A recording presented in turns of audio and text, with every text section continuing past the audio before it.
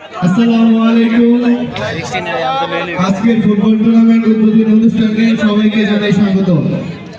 আজকের এই আনন্দঘন দিনে আমরা একত্রিত হতে পেরেছি, এই জন্য পাওলা নিটওয়ার প্রাইভেট লিমিটেডকে ধন্যবাদ জানাই। পাওলা নিটওয়ার প্রাইভেট লিমিটেডের ফুটবল টুর্নামেন্ট 2025 উদ্বোধনী অনুষ্ঠানে উপস্থিত হতে পেরে আমি নগণ্য মানুষ নিজেকে ধন্য মনে করছি। খেলাধুলা, সচেতনতা, বন্ধুত্ব, শৃঙ্খলা, স্বাস্থ্যকে সুস্থ রাখা আমাদের সকলের প্রয়োজন। সম্মানিত অতিথিগণ, প্লেয়ারগণ, আপনারা মাঠে প্রবেশ করেছেন, আমরা মাঠের পূর্ণতা পেয়েছি।